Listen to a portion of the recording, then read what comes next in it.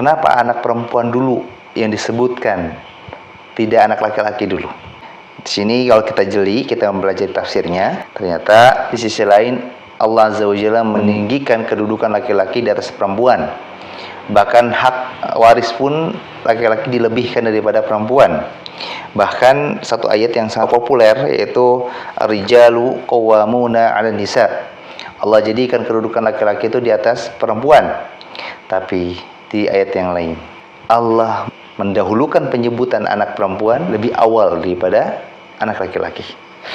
Di sini Al-Imam Ibnu Athiyah menjelaskan dalam kitab tafsirnya Al-Muharrar Al-Wajiz bahwasanya beliau mengatakan Allah Azza wa Jalla mendahulukan penyebutan anak perempuan dalam ayat tersebut adalah sebagai bentuk pemuliaan bagi kaum wanita agar lebih memperhatikan anak wanita dan lebih bersikap baik kepada mereka. Ini maksudnya pada anak-anak perempuan.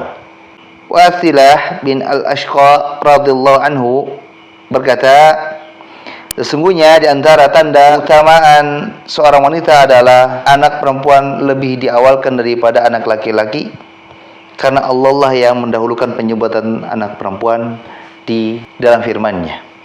Dan di antara keberuntungan wanita yang dimaksudkan oleh Al-Wathilah, mengutip pernyataan Wathilah Al-Ashqa ini radhiyallahu anhu, dijelaskan oleh Syekh, maksud dari pernyataan beliau tentang keberuntungan wanita, maksudnya adalah keberkahan dan tanda kebahagiaannya di dunia sebelum di akhirat.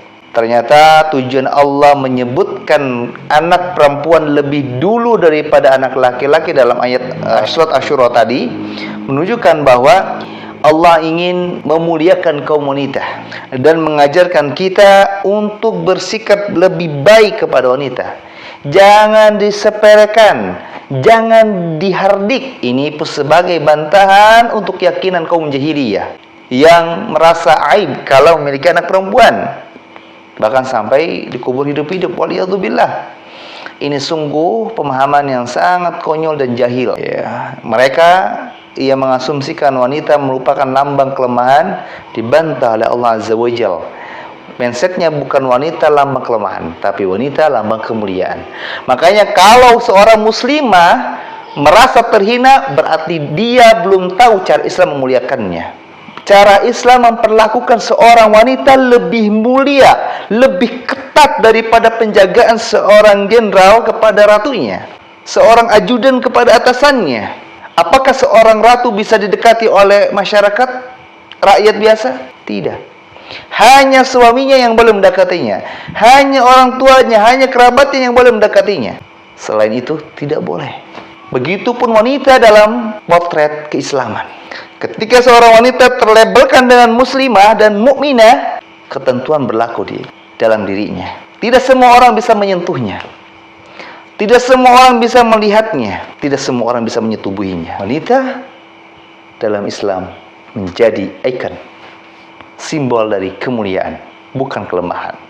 Dan maksud dari keberuntungan wanita adalah Allah sebutkan wanita ini lebih dulu daripada laki-laki dikarenakan Allah ingin menunjukkan adanya keberkahan dan tanda kebahagiaan untuk wanita yang ada di dunia sebelum mereka mendapatkan di akhirat. Bahkan kita kaum laki-laki harus mahal, merasa tersaingi, karena wanita ini masuk surganya lebih mudah daripada laki-laki.